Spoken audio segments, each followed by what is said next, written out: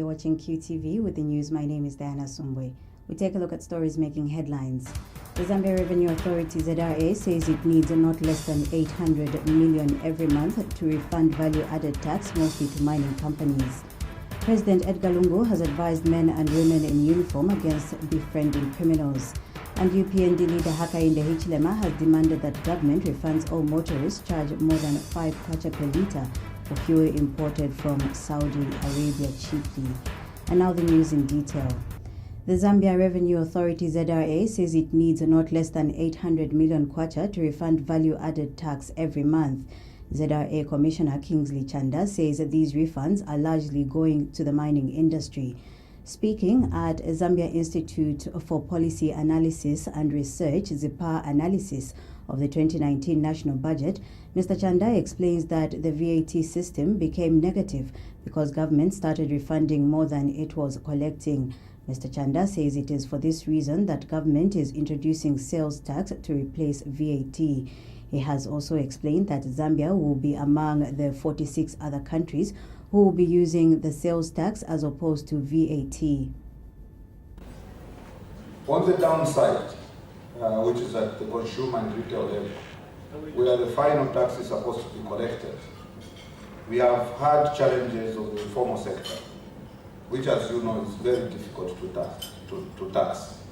We also have the issue of the cash economy, where most of the transactions are done using cash, and therefore the paper trail is quite limited. You may not even see some of these transactions in the banks. So what has happened over time, in fact in some years, especially in the early 2000s, VAT as a tax in this country became negative because the government started refunding more than it was collecting. And these refunds were largely going to the mining industry. As of today, the Zambian government, through the Zambia Revenue Authority, needs not less than 800 million kwacha. 800 million kwacha, or at a rate of 10, or the current rate of 12, we are talking about over $70 million every single month to refund VAT. And most of that money goes to the mining industry. So you have a situation where the Treasury must have a budget to finance a tax, when in fact the tax must finance the Treasury. Now when you have a situation like that, you don't need experts, you don't need rocket scientists to tell you that there's a problem. And when there's a problem... Speaking at the same meeting, Zambia Institute for Policy Analysis and Research, the ZIPAR Research Fellow Shebo Nalishebo, urged government to indefinitely postpone the contraction of all pipeline debt until the debt is brought back to moderate risk of debt distress. Mr. Nalishebo says this is likely to address the reported disagreement with the International Monetary Fund (IMF) with regard to access to a credit facility. He says there is further need for government to cancel some of the current contracted loans that are yet to be disbursed to reduce the debt service outlays. Mr. Nalishebo says there is also need to cease the issuance of letters of credit and guarantees to state-owned enterprises that are technically insolvent until their balance sheet challenges are resolved. This is a fiscal framework, and it's one of my personal favorites because it really tells you what is happening, or the mind of government with regard to the fiscal. Basically, if you look at it, it has the revenues, expenditures, and then the difference between the revenues and expenditures will, of course, give you the balance, which is the deficit that we talk about, and then how that balance will be financed. So basically, this is what government does on a regular basis. Basically, the story around the revenues is that most of the money is going to come from taxes, we see an increase from 14.9% of GDP in 2018 to 15.6%. Very minimal increase with regard to non-tax revenues. Grants, there's even a slight decline. You're looking at from 2.4 billion is what was budgeted in 2018. Now it is gone down to it's going to go down to 1.9 billion. And in her opening remarks, ZIPA Executive Director Pamela Kabaso says there is need for government to take a different approach in order to deliver on fiscal consolidation. Dr. Kabaso says the paths that the government has taken in the past years have not delivered the desired fiscal outcome. The biggest challenge still remains the debt. The 2019 budget forecast debt servicing costs to rise, thereby constraining the already limited fiscal space. We therefore urge the government to find revenue and spending policies that deliver on the country's desire to support inclusive growth and reduce poverty. In other words, fiscal consolidation needs to find the right balance between increases in revenue measures and reductions in spending, and these have to be reconciled with the need to promote inclusive growth. Lastly, our analysis reiterates the need to follow through with the critical pieces of legislation and reforms in order to lay a firm foundation for fiscal consolidation. President Edgar Lungu has urged the Zambia Police Service and defense forces in the country not to tolerate criminals by befriending them. Speaking during the swearing-in ceremony for Zambia Air Force Deputy Air Commander Major General Kapotwe Chintu, Deputy Inspector General of Police Boni Kapeso, and Southern Province Commissioner of Police Diamond Likashi, President Edgar Lungu said it is important for police officers and defense personnel to see to it that they do not associate themselves with criminals, as doing so would make it difficult for them to do the work as expected of them by the Zambian people. President Lungu has encouraged the trio sworn in to continue exhibiting professionalism, loyalty, and commitment to duty. He said providing leadership calls for selflessness and appreciating the challenges citizens are facing. The head of state is confident that with the experience of the trio will contribute to the enhancement of their services in their respective offices. All I can say in encouraging you gentlemen is providing leadership calls for selflessness. It calls for you to appreciate the challenges your men and women are facing. You have to look at their morale and ensure that the morale is always high. Their welfare matters both in operation and off duty. If you ignore them because you're now bosses, the buck will stop at you. Lastly, let me urge you to continue exhibiting professionalism, respect your superiors, and indeed have time for other ranks. Interact with them so that you appreciate more what it is that they have to offer. And please, no politics in your service. If you see anyone bring politics, advise them before you even recommend them. Advise them, because all of us get carried away at times. And if you keep recommending for people to be dismissed or disciplined without having given them an opportunity by counseling them, then you're not a good leader. You lead them by bringing them to your offices. You have procedures for that to advise them. People change for the better. I keep emphasizing that no one is completely useless. People change. Biblically, we know of the great disciple, Paul, who was converted after he had done so much harm to Jesus Christ and his followers. And he became the beacon of hope, and the church is built upon his teaching and works. So not every bad cop should be dismissed. Take them in for guidance. But if they commit crimes, let the law take its course. And most importantly, I don't expect policemen to be friends of criminals. It's about perception. If you discover that this person is a criminal, either he has been apprehended before or he has not, keep away from them. you don't lose anything, because it's about perception. And speaking after being sworn in, Deputy Inspector General of Police Boni Kapeso has warned those in the habit of taking the law into their own hands that their days are numbered. Being appointed as the Deputy Inspector General of Police is quite exciting in my own sense. And I would like to thank the President, His Excellency, Mr. Edgar Chagwa Lungu, for showing yet another level of confidence in me. And that I've been given this portfolio in the Zambia Police. I will strive to bring total link between my Inspector General of Police and the foot soldiers who are on the ground, because criminals are on the ground. And I will ensure that where there are problems, I found the operations to be exciting in my case, and I enjoy it very much. And I think that this is the right appointment for me. I think I would like to warn the criminals and those that think that they can take the law in their own hands, that definitely the IG, Mr. Kagoma Kanganja, will make good use of my office. And that is just what I'm promising. And the people of Zambia themselves, I'm sure, should take a leaf from Southern Province.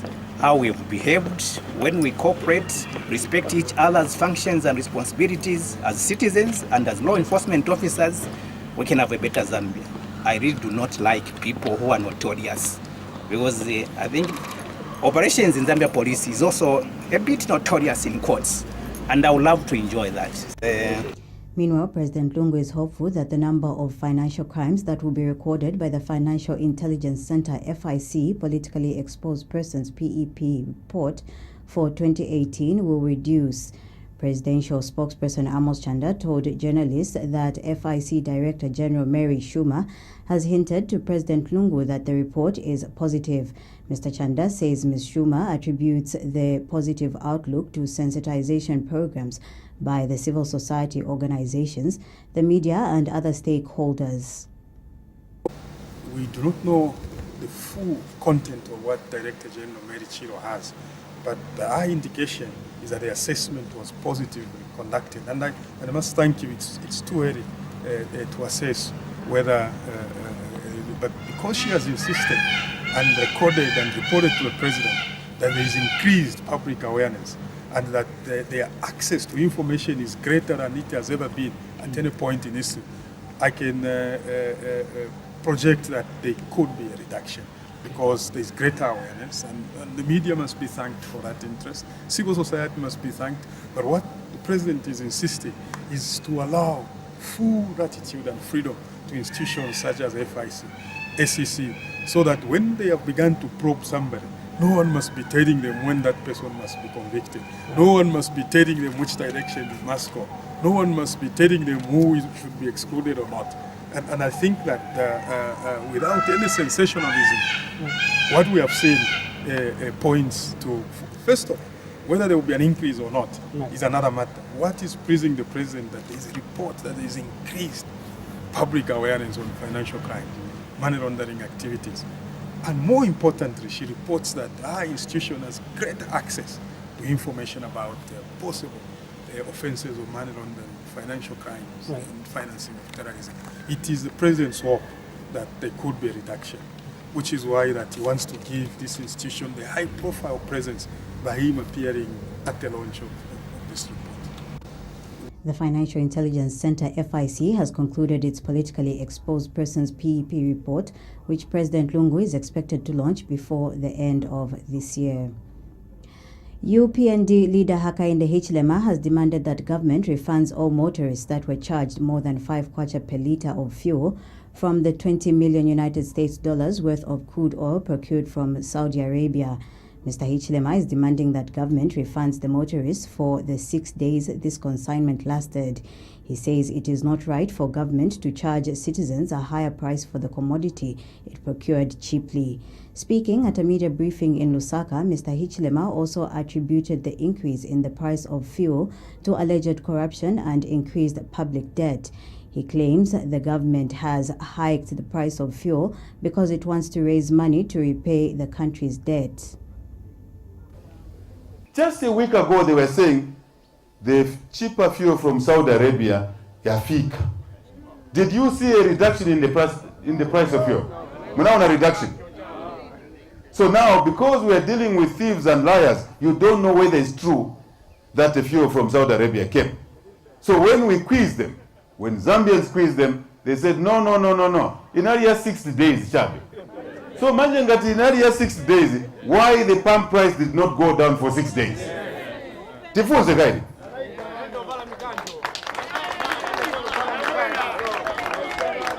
Now, here is my request on behalf of people of Zambia. If the Saudi fuel came, which is supposed to be 5 kwacha, it means all the motorists are owed any price above 5 kwacha they bought fuel for those 6 days must be refunded to the motorists. If you don't refund that money to the motorists, nishinayo ndalama munaiba. So I am saying to you, PF, you store money from people, all the fuel you sold at above 5 kwacha, that 1 week you claim you received Saudi Arabia, that money belongs to the people of Zambia. Refund them. If you don't refund them, you store the money. And if you don't refund them now, time will come very soon, we'll ask you to refund as individuals. And Mr. Hichilema has charged that the 2019 national budget is not worth the paper on which it was printed. He claims that this is because all the money in the budget has already been used by government and therefore it is not worth to be tabled in Parliament. There is no budget there to debate in that house. The money is gone already. There's nothing there. Anabakare ndalama, because 87% of all domestic revenue yonse ndalama batenga kwa imwe, from payers UN, from VAT, from all these taxes. Banadia Kare on 2 items. What are these 2 items? 1, debt service. Kulipira Nkongole, including the $900 million on Lusaka and Ndola Highway, which did not come here, because that road should only cost 300 million. 42% of domestic revenue is gone to debt service. Another on salaries, together 87% ndalama inaenda kare. So what are our MPs asked to debate in that house? What are you debating? The budget is already gone. The money is gone already. There is no... Meanwhile, Mr. Hichilema says UPND members will not attend this year's National Day of Prayer, which falls on the 18th of October annually. He says UPND members pray every day and cannot in this case restrict their prayers to a single day. The Human Rights Commission has welcomed the government roadmap towards amending the Public Order Act, POA. Commission spokesperson Mwelwa Mlea says the Commission is therefore urging all stakeholders to actively participate in the consultative process making. Mr. Mlea says the announcement by Justice Minister Given Lubinda in Parliament that government will start provincial multi-stakeholders consultative meetings on the amendment of the POA before the end of October is welcome, as it represents government's assurance towards this process.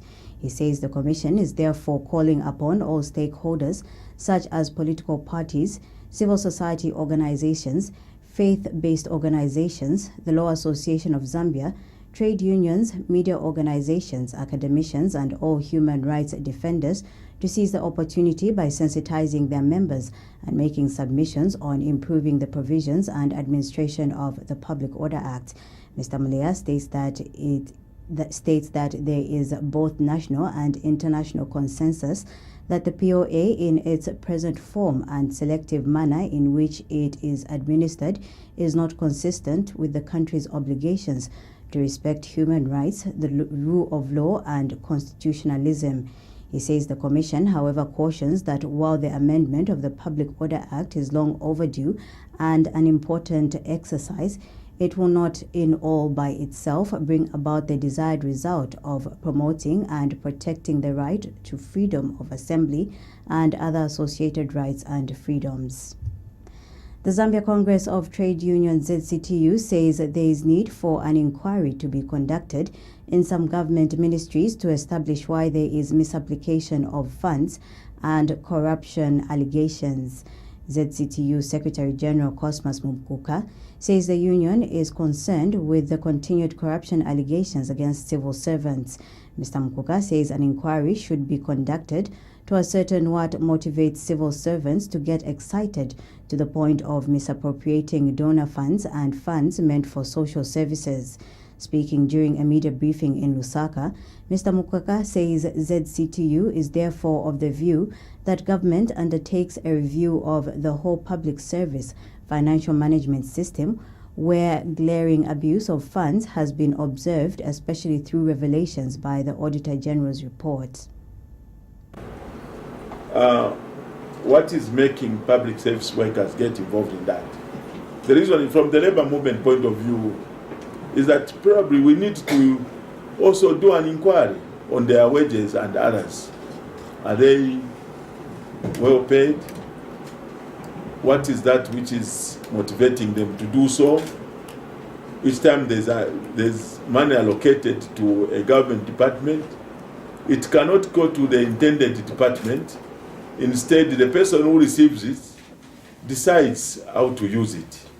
So all those are the questions to ask ourselves, whether we need an inquiry to this or we should just rely on the Auditor General bringing up such certain reports every year, which will just be frustrating the head of state. As much as the Minister of Finance may be doing a good job to service and send certain funds to certain departments, these departments and especially certain controlling officers have built their own villages within their minds, that they are masters of their own. So I think this again should be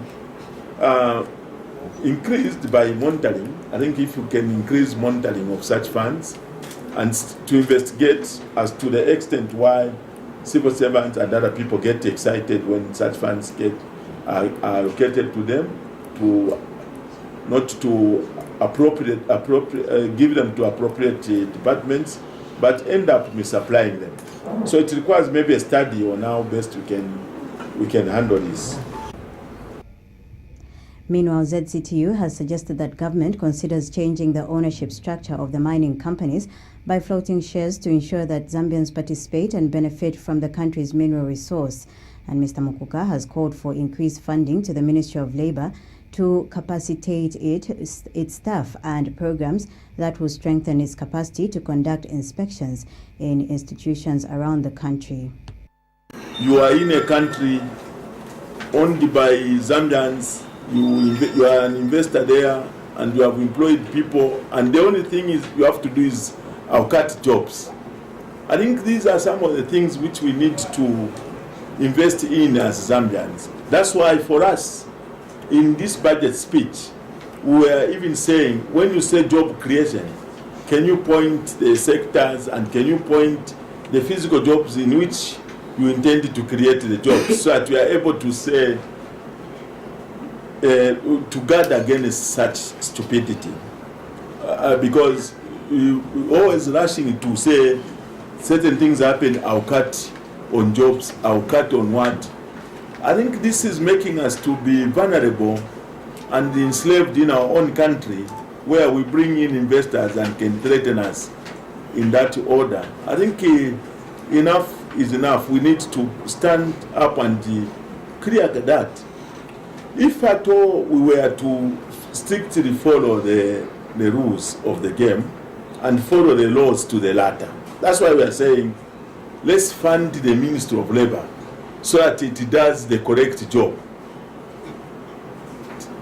Termination of employment, where people have invested in labor laws, cannot just be you wake up one day, you come out as a boss from your toilet and you chase people from work. No, it shouldn't be like that. This is what is happening now. Because let us invest in our labor laws let us invest in let us fund the Ministry of Labour so that it can have teeth to bite. The United Prosperous and Peaceful Zambia UPPZ says that government's continued use of middlemen in the procurement of crude oil is depriving Zambians the benefits of having cheap and affordable fuel.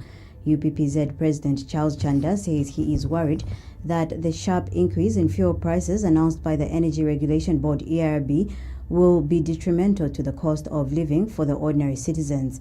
Mr. Chanda says this will trigger an increase in the cost of essential commodities. He has called on government to cut off middlemen in the procurement of crude oil to save on unnecessary expenditure.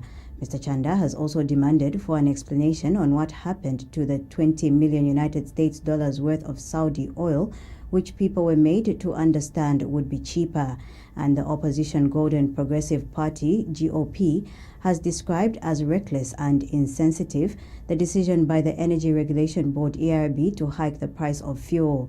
Party President Jackson Silavwe says the hike is oppressive to the majority of citizens. Mr. Silavwe told Q News that this is because the cost of living in the country is already too high. We are convinced that this measure by the government will not even leave a coin in people's pockets. The patriotic government always boasts to be a pro-poor government. We ask, as Golden Progressive Party, we request the Republican President, Mr. Edgar Chagwa Lungu, to rescind this decision forthwith. One of the measures that we are proposing to government to ensure that we bring the fuel crisis to normalcy is that they must be able to suspend the importation of the commodity by the oil marketing companies, OMCs, with immediate effect.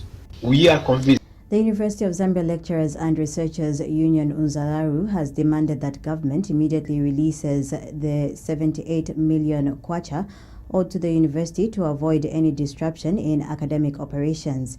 In a statement made available to Q News, Unzalaru General Secretary Kelvin Mambwe says for its operations, the university survives on internally generated resources and a monthly grant from government totaling 39 million kwacha, which has, however, not been remitted since August 2018. Mr. Mambwe says staff at the University of Zambia has been accustomed to neglect from government, which he says is becoming an actual policy. He has since urged the Higher Education Minister to persuade her colleagues in government to release the grants owed to the university.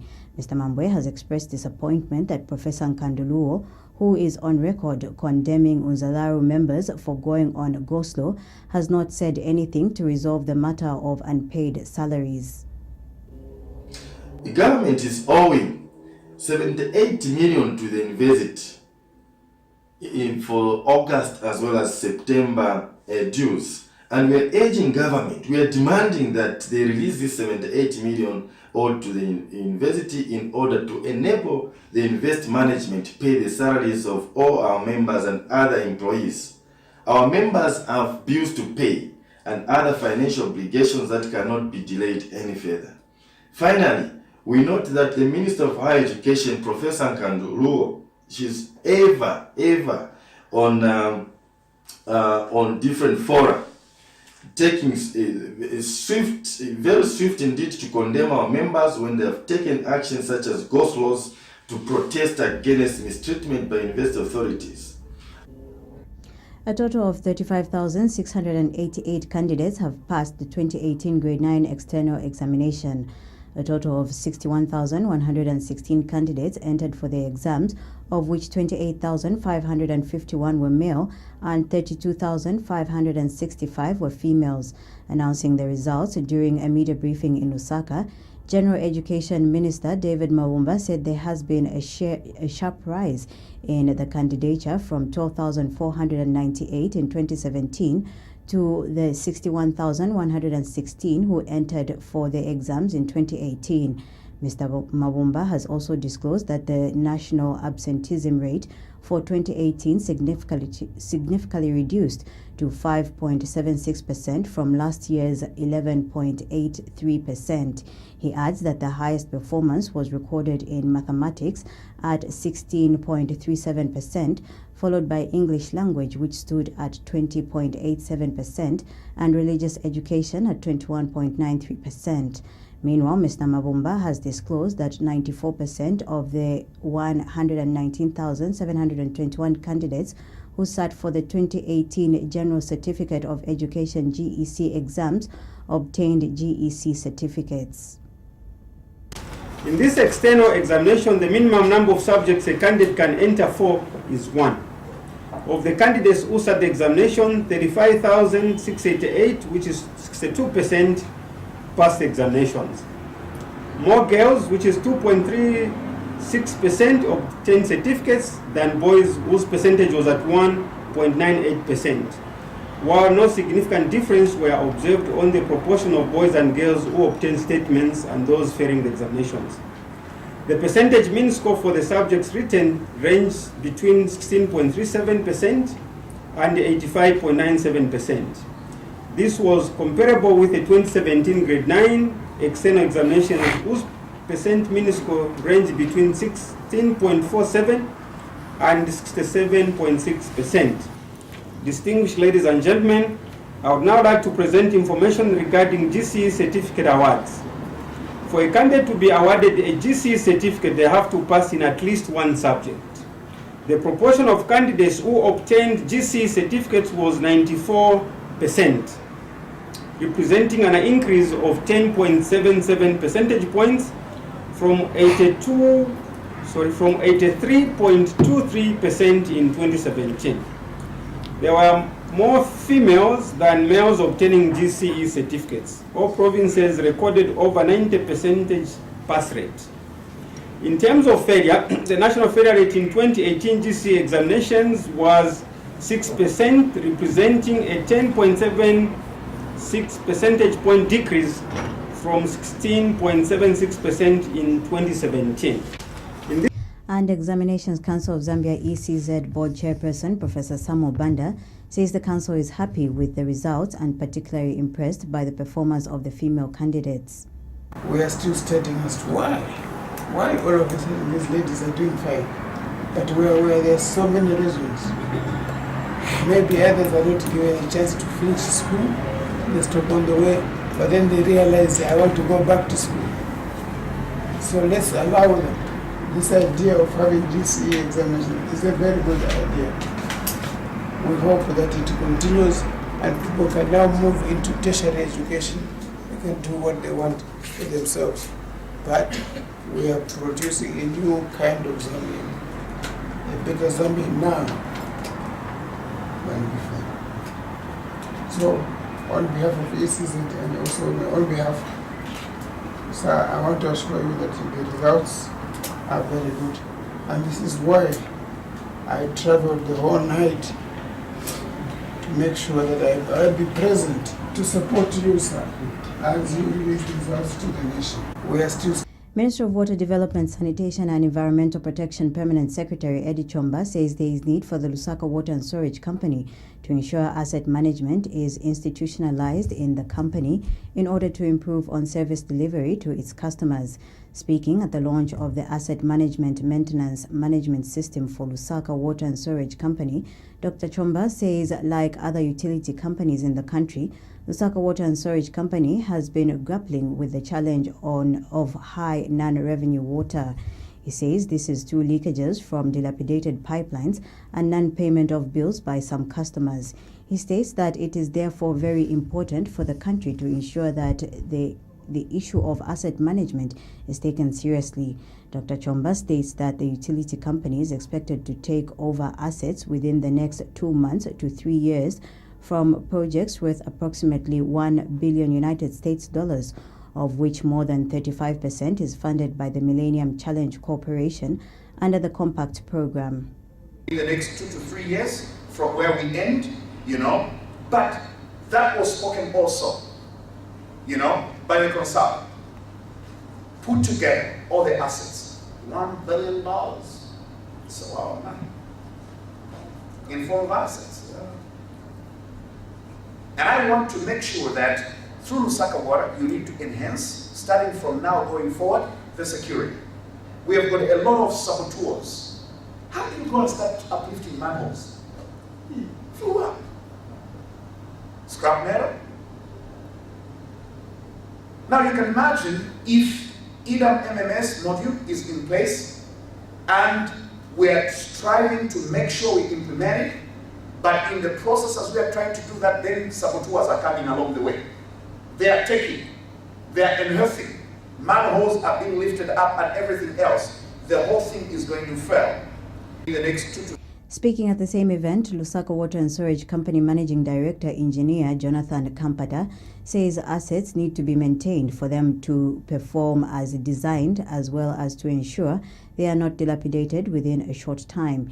He adds that the computerized asset maintenance management system will help in addressing some of the challenges that the company has faced for many years. And Millennium Challenge Corporation Zambia Resident Country Director Stephen Mama says there is need for a positive attitude towards asset management. But this work, actually, I'm more proud of than any construction project that we've done, and we've done 9 of them. This is really the sustainability and long-term health of Lusaka Water. How they manage their finances, along with other key issues like non-revenue water, which we know is a big challenge. But asset management requires integrated business plan throughout the entire company, working with all the branches, and it has to be integrated. And to do that, how do you become successful? Well, Jonathan mentioned capacity building. But to do that, that also requires a change in behavior. And this is one of the hardest things to accomplish. And I think you know this within your own institution when other projects come online or a new system comes online. And sometimes it requires more work for us. But to be successful, there are really 4 key parts of behavior change. Construction workers engaged by Ioncon Enterprises have downed tools to protest against low salaries and poor conditions of service. The workers have complained that they are currently paid 25 kwacha a day for 8 hours of labor. The workers, consisting of bricklayers and general workers, have also complained against the lack of safety clothing. The workers, talked to by Q News on condition of anonymity, feel the construction company cares less about their health and safety, as they have been working for more than 3 years without safety attire. We have more in this report.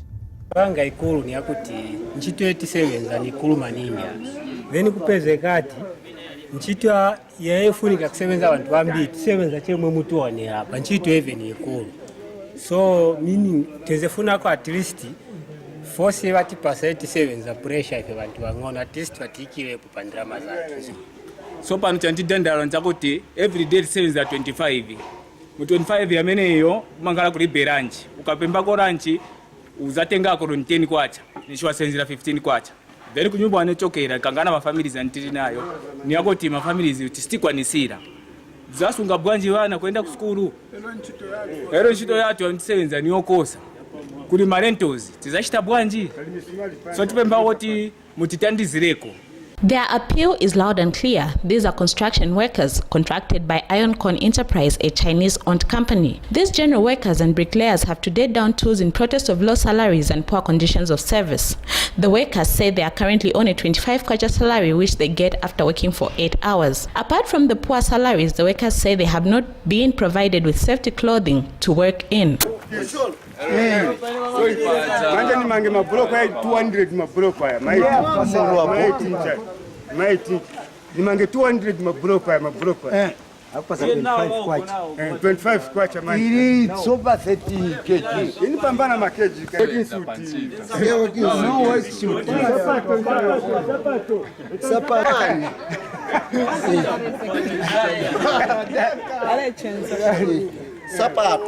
Safety.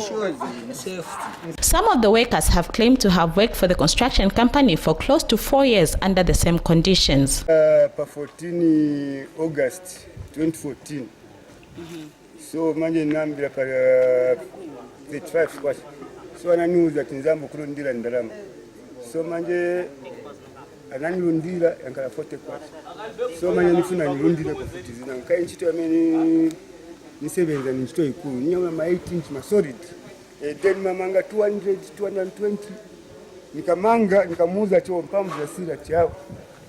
Eka nipeze ko mpamvu za kuti nikasebenze ko maela chao too much time. 5 kwacha. Manyumba lima 500 ila kupasa 25 kwacha. Pamene hapo jepo lanchi nyamlipuka salad yaka 9 tunako chanya nakaswa pieces lunch kulibeva kujya vamala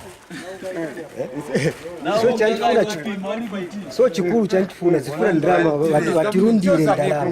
waturundire ndalama kunyumba wajeko hivi isetibwe sakuru na invest njose umukabagi baone kangi wanogura sapati tomato tutoena leta nze twanti za sonka nivakudya hivi kunyumba wazatia chani wazatia chani kunyumba kainaleta tomato bali kunyumba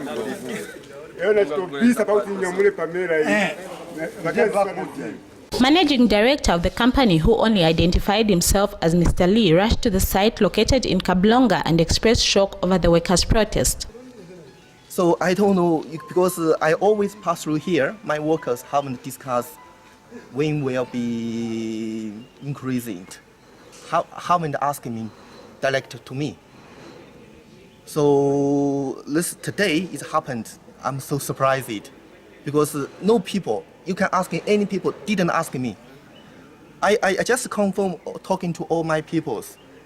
Give me 1 day or 2 days time. Then we can see, I can answer to him how increase it.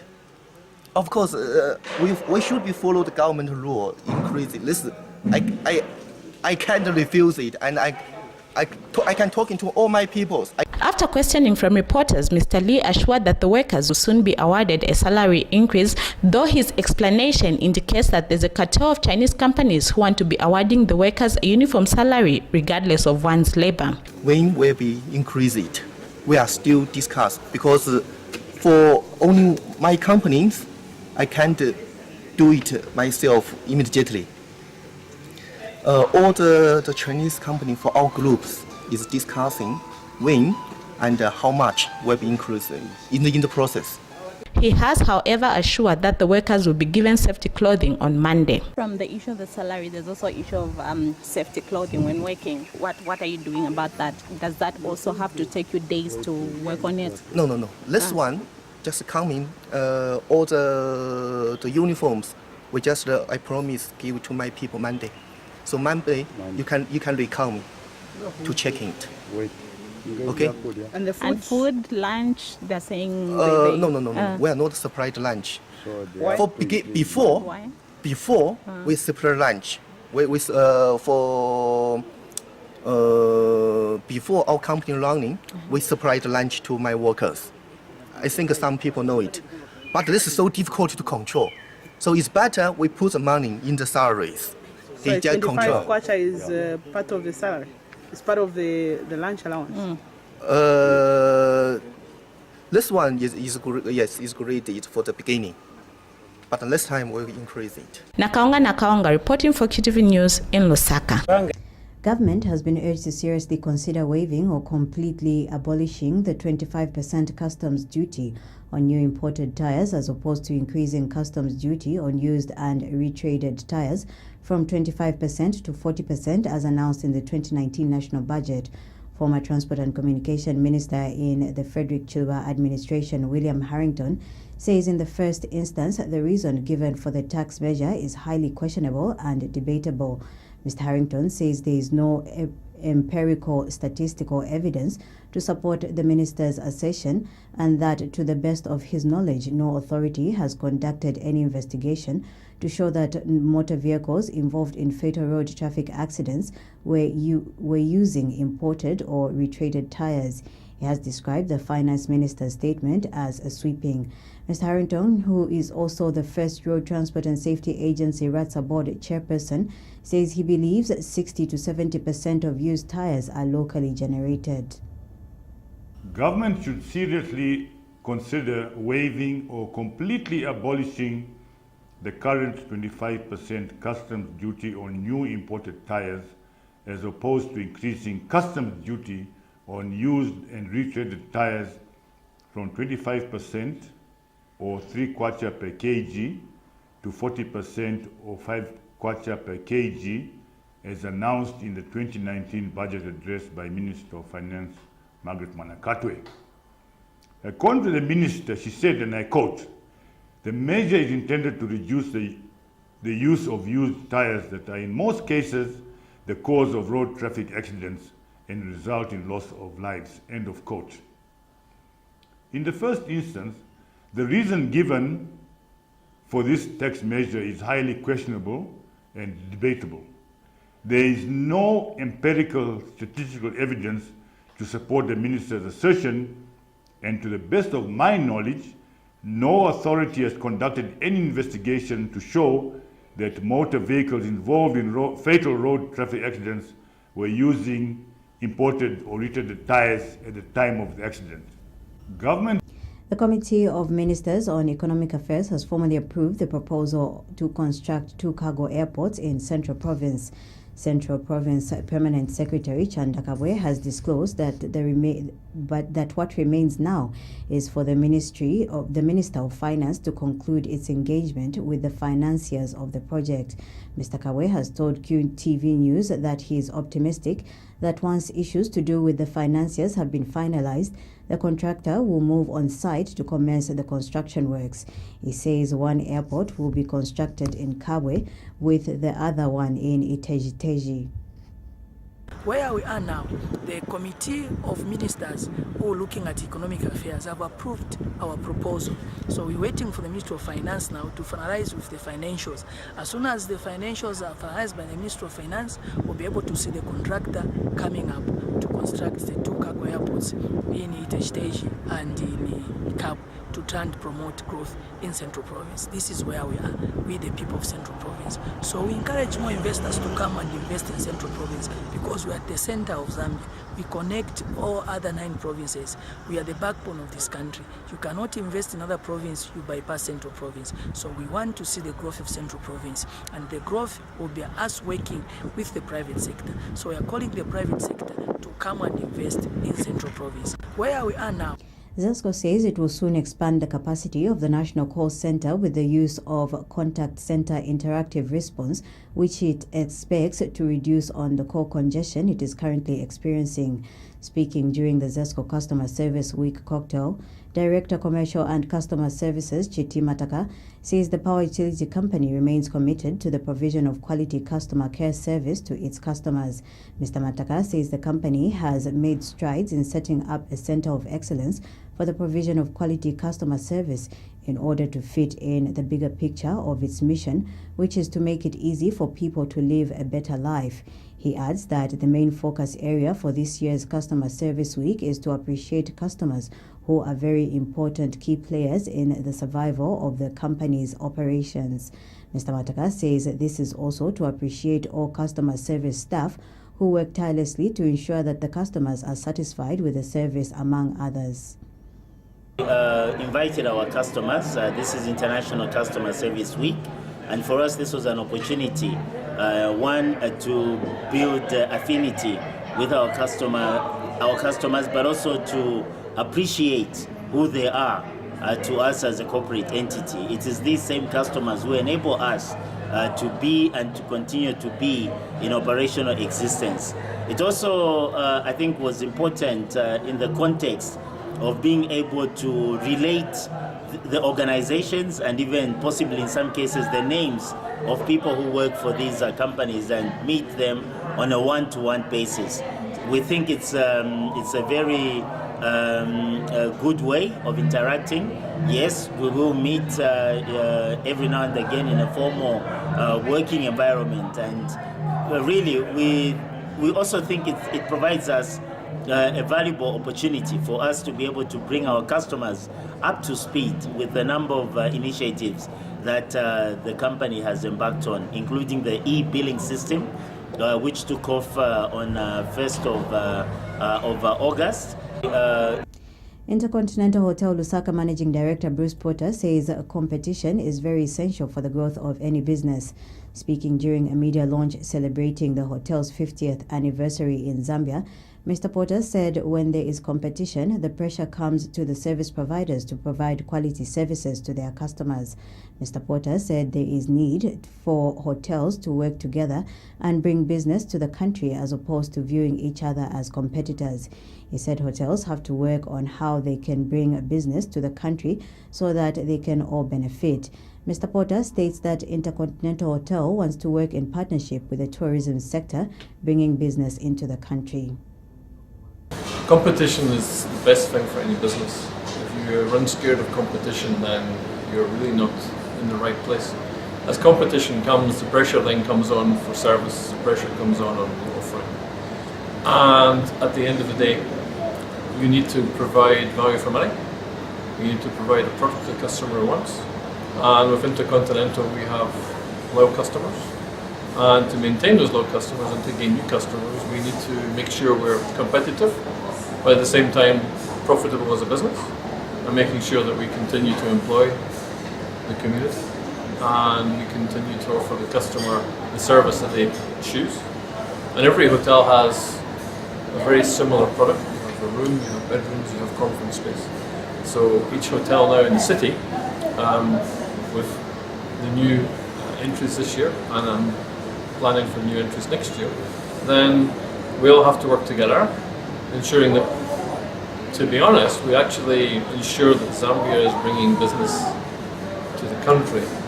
And rather than compete with each other as competitors, which we do, To end the news, we take a look at stories making headlines once again. The Zambia Revenue Authority ZRA says it needs not less than 800 million kwacha every month to refund value-added tax, mostly to mining companies. President Edgar Lungu has advised men and women in uniform against befriending criminals.